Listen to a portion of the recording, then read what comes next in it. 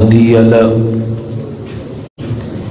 أشهد أن لا إله إلا الله وحده لا شريك له وأشهد أن محمدا عبده ورسوله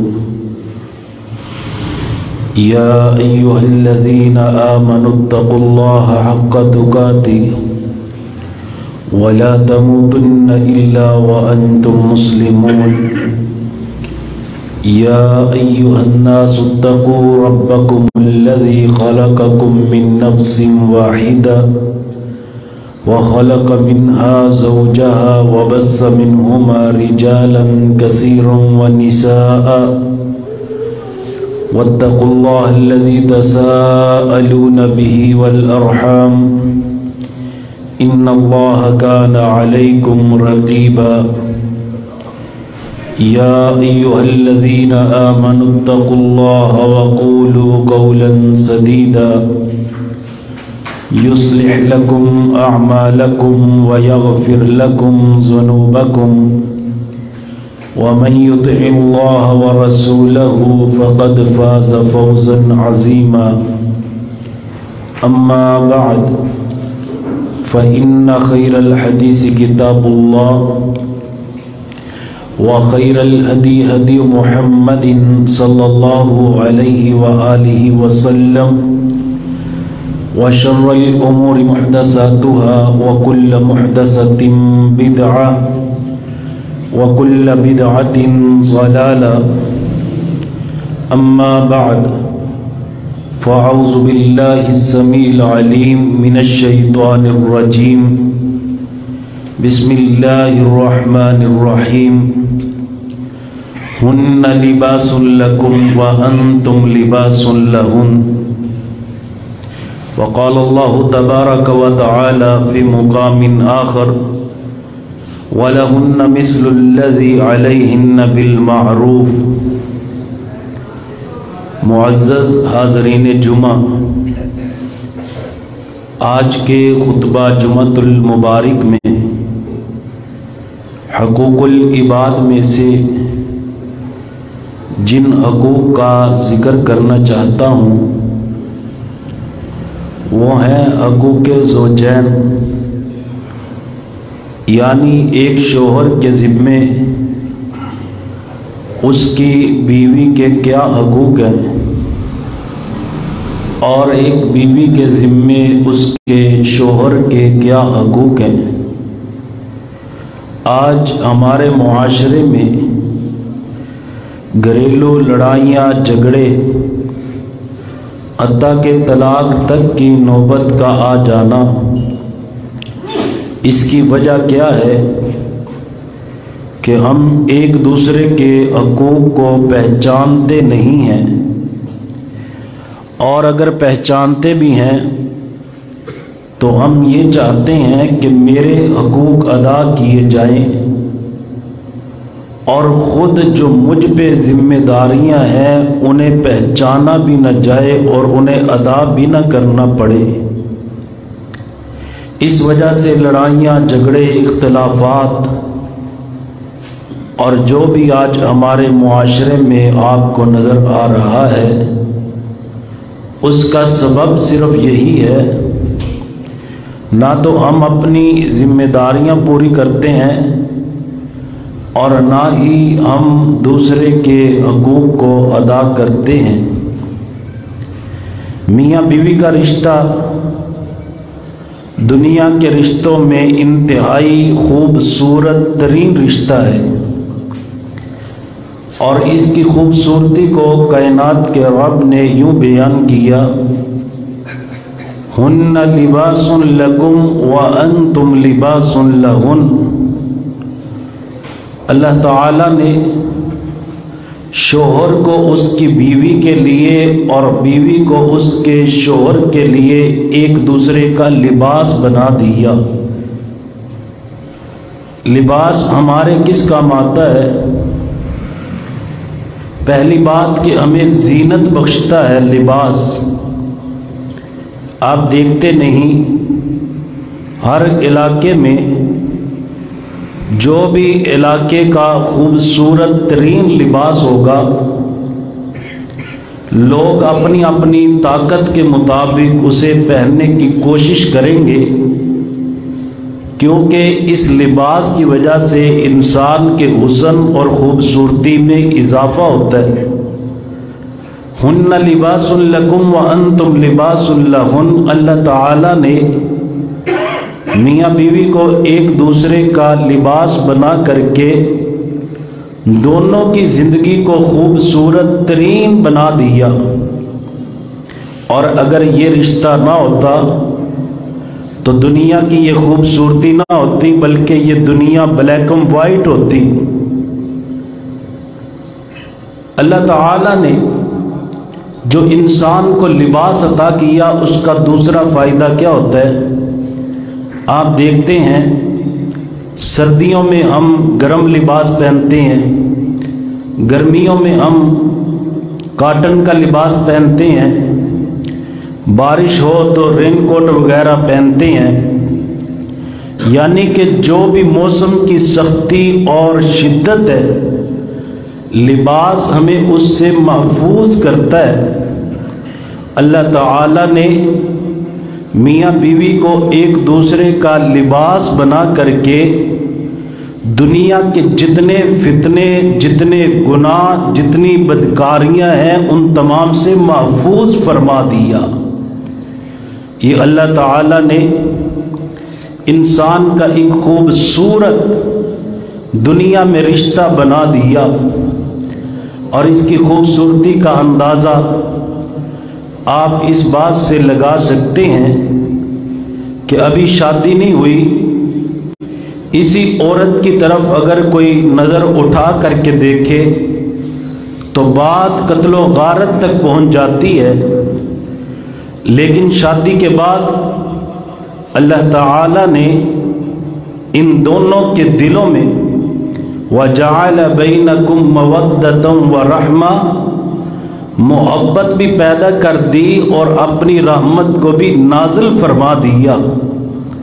یہ کیسی محبت ہے کہ نکاح سے چند لمحات پہلے، چند دن پہلے اگر یہی نوجوان اسی لڑکی کی طرف نظر اٹھا کے دیکھے تو بات قتل و غارت تک پہنچ جاتی ہے۔ آج ایسی دلوں میں محبت پیدا ہو گئی کہ یہ اپنے باپ کا گھر چھوڑ کے، اپنا علاقہ چھوڑ کر کے، اپنی سہیلیوں کو چھوڑ کر کے، اپنے بھائیوں کو، بہنوں کو چھوڑ کر کے ایسے اس کے گھر میں آ کر کے آباد ہو گئی کہ دوبارہ اس کا واپس جانے کو جی بھی نہیں کرتا۔ یہ اللہ تعالیٰ نے دلوں میں محبت پیدا کی اس پاک رشتے کی وجہ سے، اس نکاح کی برکت سے، پاکیزہ رشتے کی وجہ سے ان دونوں کے دلوں میں محبت بھی پیدا کی اور نکاح میں اللہ نے رحمت بھی رکھ دی۔ مفسرین کہتے ہیں محبت کا تعلق انسان کی جوانی کے ساتھ ہے، ورحمتاً، اور رحمت کا تعلق یہ بڑھاپے کے ساتھ ہے۔ آپ دیکھتے ہیں جب جوانی گزر جاتی ہے اور میاں بیوی ایک دوسرے کا ساتھ نبھاتے نبھاتے یہ زندگی کا سلسلہ چلاتے چلاتے اب بڑی عمر کو پہنچ جاتے ہیں، اب وہ حسن بھی نہیں رہ گیا، وہ جوانی بھی نہیں رہ گئی۔ فرمایا پہلے محبت تھی، اب میری رحمت ہے۔ رحمت کیا ہے؟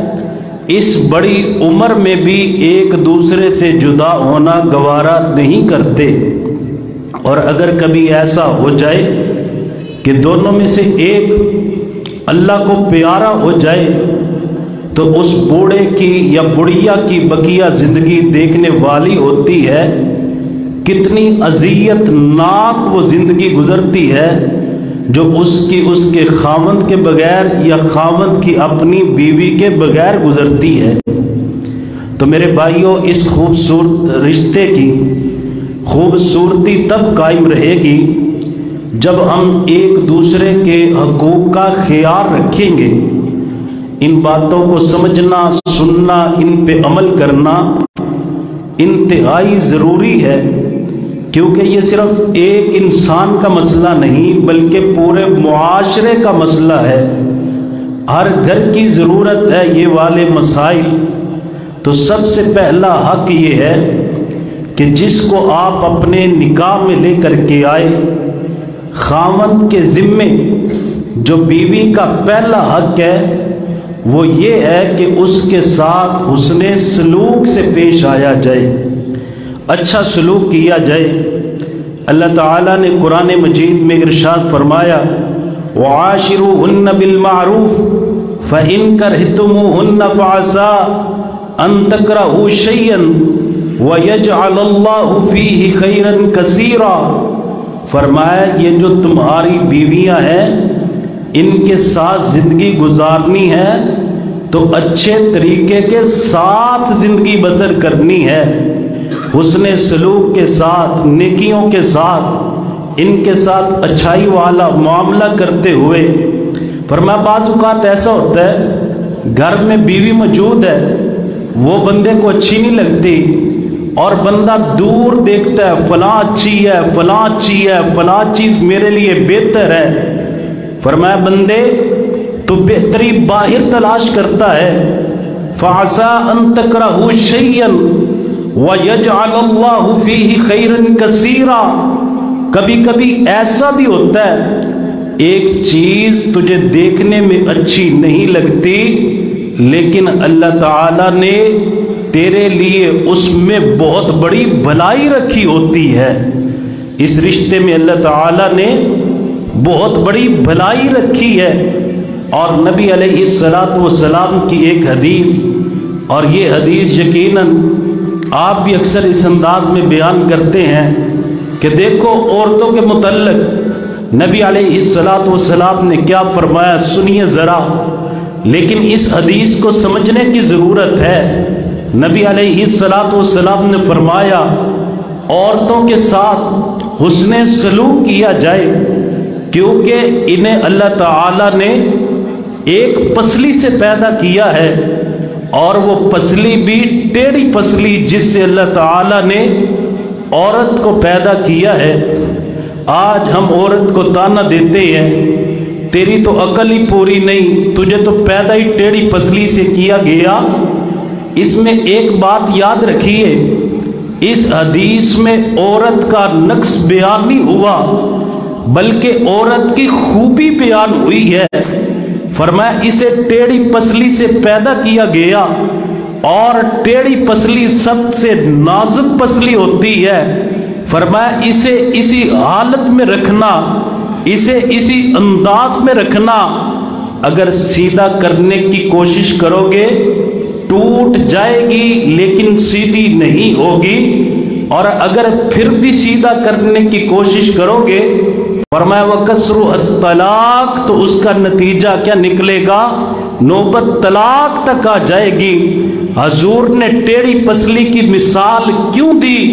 کیونکہ اس عورت کے ساتھ ظلم کے ساتھ پیش نہیں آنا، زیادتی کے ساتھ پیش نہیں آنا، نرمی کے ساتھ، حسن سلوک کے ساتھ، کیونکہ یہ صنف نازک ہے، اسے بڑے احتیاط کے ساتھ اور بڑے ہی اچھے طریقے کے ساتھ، آپ دیکھتے نہیں جتنی کوئی نازک چیز ہو اتنا ہی اسے اچھے طریقے اور اتنی احتیاط کے ساتھ رکھتے ہیں۔ اکثر پارسل آتا ہے تو اس میں کوئی ٹوٹنے والی چیز ہو تو اوپر لکھا ہوتا ہے ہینڈل ود کیئر، اسے بڑی احتیاط کے ساتھ رکھا جائے، یعنی کہ نبی علیہ السلام نے اس کے ساتھ حسن سلوک کرنے کا حکم ارشاد فرمایا۔ فرمایا یہ نازک چیز ہے، یہ تمہارے ظلم کے لیے، زیادتی کے لیے، تمہاری مار کے لیے اسے پیدا نہیں کیا گیا، بلکہ اگر اسے پیدا کیا گیا ہے تو تمہارا لباس بنا کر کے تمہارے لیے محبت، مودت اور رحمت بنا کر کے پیدا کیا گیا ہے۔ دوسرا حق کیا ہے؟ جس طرح ہم خود دین پہ چلتے ہیں، دین کے کاموں میں آگے آگے، نمازیں خود پڑھتے ہیں، روزے رکھتے ہیں، حج عمرے پہ جاتے ہیں، صدقے خیرات کرتے ہیں، عورت کا دوسرا حق یہ ہے کہ ہم دین کے کاموں میں عورت کو بھی برابر کا شریک کریں۔ اللہ تعالیٰ نے قرآن مجید میں ارشاد فرمایا، یا ایھا الذین آمنو، اے اہل ایمان، قوا انفسکم واہلیکم نارا وقودها الناس والحجارہ علیہا ملائکۃ غلاظ شداد لا یعصون اللہ ما امرہم ویفعلون ما یؤمرون۔ فرمایا اے اہل ایمان، خود بھی جہنم کی آگ سے بچو اور اپنے اہل و عیال کو بھی جہنم کی آگ سے بچاؤ۔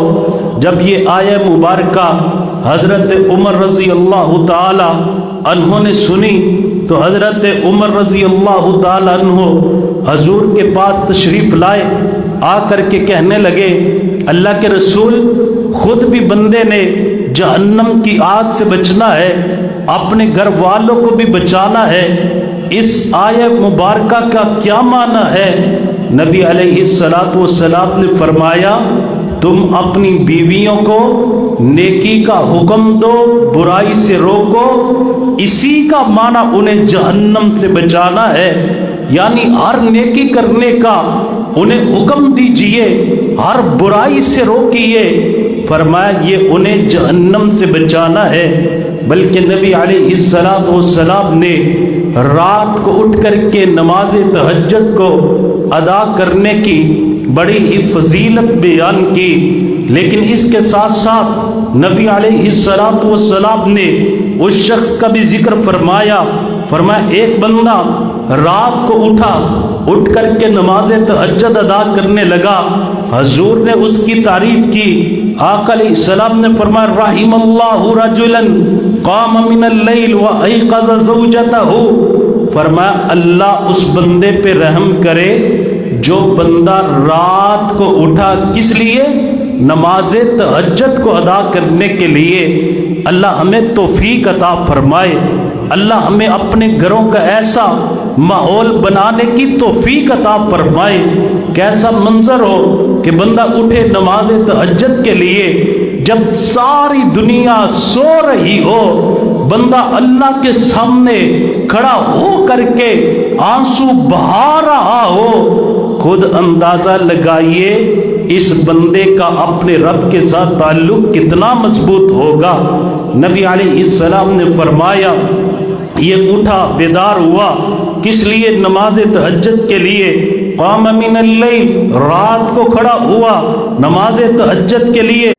وایقظ زوجتہ، خود نہیں اٹھا بلکہ ساتھ اس نے اپنی بیوی کو بھی اٹھایا، اور کس انداز سے اٹھایا؟ نبی علیہ السلام نے فرمایا، نزع فی وجہہ الماء، اگر بیوی کو اٹھایا، بیوی نہ اٹھی تو اس نے پانی لے کر کے اس کے چہرے پہ چھینٹا مارا، کس لیے؟ کہ یہ بھی اٹھ کر کے نماز تہجد پڑھ لے۔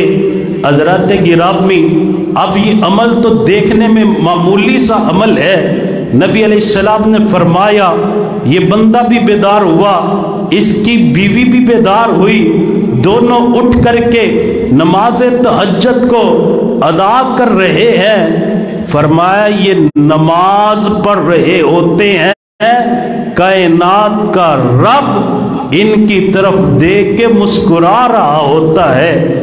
یہ کتنا عظیم جوڑا، یہ کتنا بہترین جوڑا، یہ کیسے میرے بندے جنہیں میں نے دنیا میں بھیجا اور پھر ان دونوں کا رشتہ قائم ہوا، اور انہوں نے اس رشتے میں برکت کو کیسے حاصل کیا۔ خود بھی نماز پڑھ رہا ہے، اور نماز بھی فرض نماز نہیں، نماز تہجد، اور اپنی بیوی کو بھی نماز پڑھا رہا ہے۔ فرمایا کائنات کا رب ان دونوں کی طرف دیکھ کے مسکرا رہا ہوتا ہے۔ اور میرے بھائیو، ایک بات یاد رکھے، جس انسان کی طرف اس کی پوری زندگی میں ایک مرتبہ کائنات کا رب اس کی طرف دیکھ کر کے مسکرا دے، اللہ اس بندے پہ جہنم کی آگ کو حرام کر دیا کرتے ہیں۔ یہ دونوں کا رشتہ کیسا عظیم رشتہ کہ اس رشتے میں بھی اللہ تعالیٰ کی عبادت کا خیال رکھ رہے ہیں۔ تو دوسرا حق یہ ہے کہ عورت کو نیکی کے کاموں میں اپنے ساتھ شریک کیا جائے۔ اور صحابہ کرام کے دور میں آپ سیرت صحابیات پڑھ لیجئے، وہ اس تنگی کے دور میں بھی، اس مشکل ترین دور میں بھی نیکیاں کرنے میں بعض اوقات مردوں سے بھی زیادہ آگے نکل جایا کرتی تھی۔ حضرات گرامی، تیسرا حق کیا ہے؟ اگر کسی کی ایک سے زیادہ بیوی ہے، 2، 3 یا 4، اسے چاہیے کہ ان کے درمیان انصاف کرے۔ 2 بیویاں ہونا، 3 ہونا، 4 ہونا، یہ کوئی عیب والی بات نہیں، بلکہ یہ حضور کے صحابہ کی سنت ہے۔ یہ تو ہمارا معاشرہ ہے، خواتین چاہتی ہیں کہ میرا خاوند کسی دوسری عورت کے ساتھ نکاح نہ کرے۔ اس کا نتیجہ کیا نکلتا ہے؟ وہ دوسرا نکاح نہیں کرتا، یہ اسے منظور ہے، اس سے چھپ چھپ کر کے برائیاں کرتا ہے، اور برائی کی وجہ سے پھر کیا ہوتا ہے؟ ان کی زندگی میں نحوست آ جاتی ہے۔ تو اسے یہ منظور ہے کہ برائی کرتا رہے، یہ نہیں منظور کہ میرا خاوند پاک زندگی گزارتا رہے۔ قرآن نے کیا کہا؟ فرمایا فَانكِحُوا مَا طَابَ لَكُم مِّنَ النِّسَاءِ مَثْنَىٰ وَثُلَاثَ وَرُبَاعَ، فرمایا جو تمہیں پسند ہے خواتین، ان میں شادیاں کرو، 2 شادیاں کرو، 3 کرو، 4 کرو۔ آگے فرمایا فَإِنْ خِفْتُمْ أَلَّا تَعْدِلُوا فَوَاحِدَةً، اگر تم اس بات سے ڈرتے ہو کہ میں ان کے درمیان عدل نہیں کر سکتا، ان کے درمیان انصاف نہیں کر سکتا، فرمایا پھر 1 کرو، لیکن یہ نہیں کرنا اگر تم میں عدل و انصاف کی طاقت نہیں، 2، 3، 4 شادیاں کر کے ان کے درمیان نا انصافی کرو۔ اس کا نقصان میرے پیغمبر نے کیا بتلایا؟ فرمایا جس کی 2 بیویاں ہیں، ایک کی طرف اس کا رجحان زیادہ ہے، رجحان کا یہ نہیں، دل کا اختیار تو اللہ تعالیٰ کے پاس ہے، دل کے حالات تو مالک ہی جانتے ہیں، وہ جس کی چاہے جس کے دل میں محبت زیادہ کر دے۔ نبی علیہ السلام نے فرمایا من کان لہ امراتان فمال الی احدہما، جس کی 2 بیویاں ہیں لیکن ایک کے ساتھ نا انصافی کرتا ہے، دوسرے کے ساتھ اس نے سلوک کرتا ہے، ایک کو نوازتا ہے اور دوسری کو تڑپاتا ہے، دوسری کا خیال نہیں رکھتا، دونوں کے درمیان عدل نہیں کرتا، انصاف نہیں کرتا، فرمایا کل قیامت کا دن ہوگا، اس کے جسم کا آدھا حصہ فالج زدہ ہوگا، وہ اس کا آدھا حصہ دور سے نظر آئے گا، اور لوگ دیکھ کر کے جان جائیں گے یہ وہ انسان ہے جو 2 بیویوں کے درمیان عدل و انصاف نہیں کیا کرتا تھا۔ نبی علیہ السلام کی 9 ازواج ہیں، آپ تمام کے درمیان عدل کیا کرتے تھے، انصاف کیا کرتے تھے، الگ الگ حضور نے حجرے تعمیر کر کے دیے، الگ الگ حضور نے باریاں مقرر کر کے امت کو پیغام دیا۔ خواتین کے جو حقوق ہیں اور خصوصاً ان میں بیویوں کے جو حقوق ہیں، ان میں یہ حق ہے کہ ان کے درمیان عدل و انصاف کیا جائے۔ چوتھا حق یہ ہے، بیوی ہے آخر وہ بھی تو انسان ہے اور ویسے بھی صنف نازک ہے، اگر اس سے کبھی کوئی غلطی ہو جائے، اس کی غلطی پہ اسے سزا نہ دی جائے، اس کی غلطی پہ درگزر کی جائے، اسے مارا نہ جائے، ڈانٹا نہ جائے، اس سے کے ساتھ جھگڑا نہ کیا جائے، بلکہ درگزر کی جائے، آخر وہ بھی تو انسان ہے۔ کیا ہوا ساری زندگی تیری مرضی کا وہ کھانا تیار کرتی رہی، آج ایک مرتبہ کھانے میں مرچ یا نمک زیادہ ہو گیا تو نے ڈانٹنا شروع کر دیا، آخر وہ بھی تو انسان ہے، غلطی انسان سے ہو سکتی ہے۔ قرآن نے کہا وَالْكَاظِمِينَ الْغَيْظَ وَالْعَافِينَ عَنِ النَّاسِ وَاللَّهُ يُحِبُّ الْمُحْسِنِينَ، فرمایا میرے جو ایمان والے بندے ہوتے ہیں وہ غصے کو پی جایا کرتے ہیں، وَالْعَافِينَ عَنِ النَّاسِ، لوگوں کو معاف کر دیا کرتے ہیں، وَاللَّهُ يُحِبُّ الْمُحْسِنِينَ، فرمایا اللہ احسان کرنے والوں کو پسند کرتے ہیں۔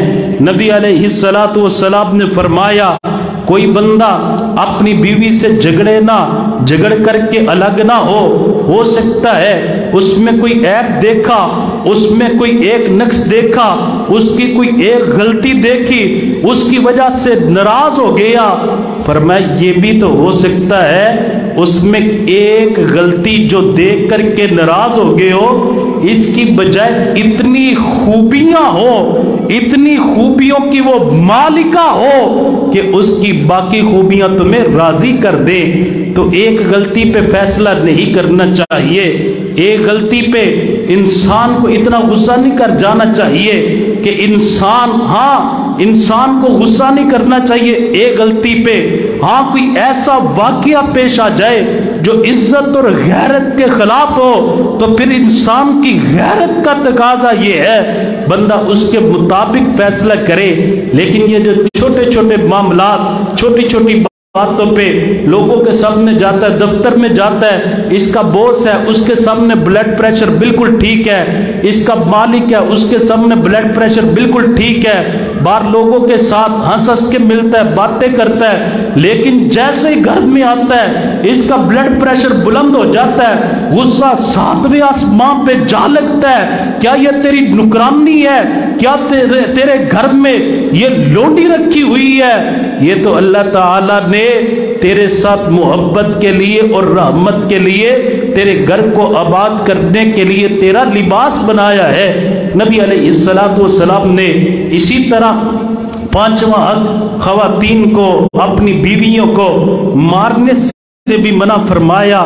حضور صلی اللہ علیہ وآلہ وسلم 9 ازواج میرے پیغمبر کی، لیکن آپ کی تعلیم کیا ہے؟ فرمایا خیرکم لأہلی، تم میں بہتر وہ ہے جو اپنی گھر والیوں کے لیے بہتر ہو۔ حضور نے اپنے آپ کو بطور اسوہ، بطور نمونہ بیان کیا، فرمایا وَأَنَا خَيْرُكُمْ لِأَهْلِي، میں تم سب میں سے اپنے اہل کے لیے، اپنی بیویوں کے لیے بہتر ہوں۔ معلوم کیا ہوا؟ بہتر وہ نہیں جو باہر بہتر ہو، بہتر وہ نہیں جو دوستوں کے ساتھ بہتر ہو، بہتر وہ نہیں جو بازار میں بہتر ہو، بہتر وہ نہیں جو کاروبار میں بہتر ہو، بلکہ بہتر وہ ہے جو اپنے گھر والوں کے ساتھ بہتر ہو، جس کا اپنی بیوی کے ساتھ حسن سلوک ہو۔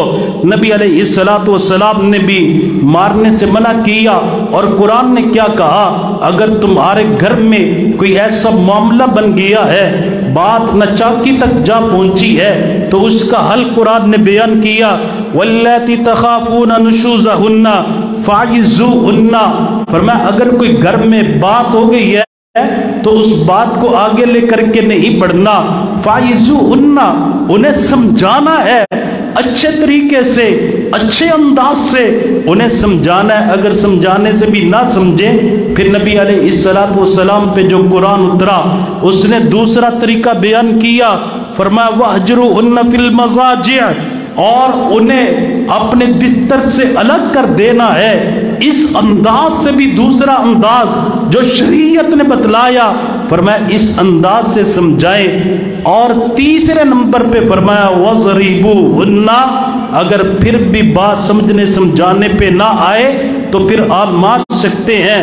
فرمایا فَإِنَّ تَعْنَكُمْ فَلَا تَبْغُوا عَلَيْهِنَّ سَبِيلًا، اور اگر وہ تمہاری بات مان جائیں پھر کوئی دوسرا رستہ اختیار نہیں کرنا، طلاق والا، لڑائی والا، جھگڑے والا۔ ان اللہ کان علیٰ کبیرا، تم اپنے آپ کو بڑا سمجھتے ہو، میں طاقتور ہوں، میں جوان ہوں، میں مرد ہوں۔ مردانگی یہ نہیں بندہ بیوی کو مارنا شروع کر دے، مردانگی یہ نہیں بندہ اسے ڈانٹنا شروع کر دے۔ اللہ تعالیٰ نے رجال بنایا، قوام بنایا، لیکن میرے بھائیوں غنڈہ گردی کرنے کا حکم ارشاد نہیں فرمایا۔ کائنات کے رب نے ہمیں غنڈہ گردی کرنے کا حکم نہیں دیا۔ اب بیویوں کو بندہ مارنا شروع کر دے۔ نبی علیہ السلام کے پاس حضرت معاویہ قشیری رضی اللہ تعالیٰ عنہ تشریف لائے، آ کر کے کہنے لگے اللہ کے رسول، میرے ذمے میری بیوی के क्या हकूक हैं। हजरत कितने अजीम लोग थे जो दूसरों के हकूक का ख्याल रखते थे। आज हम चाहते हैं हमारे हकूक अदा किए जाएं। वो इतने अजीम लोग थे, दूसरों के हकूक पहले अदा किया करते थे। आज कितने वालिदैन हैं जो कहते हैं बच्चा नाफरमान है, इसे समझाएं माँ बाप के हकूक क्या हैं। बच्चे को माँ बाप के हकूक बाद में समझने होंगे। माँ बाप को अपनी जिम्मेदारियां पहले समझना होंगी। माँ बाप को भी तो चाहिए अपनी औलाद की जिम्मेदारी को पूरा करें। जब माँ बाप जिम्मेदारी पूरी करेंगे फिर औलाद भी माँ बाप के हकूक का ख्याल रखेगी।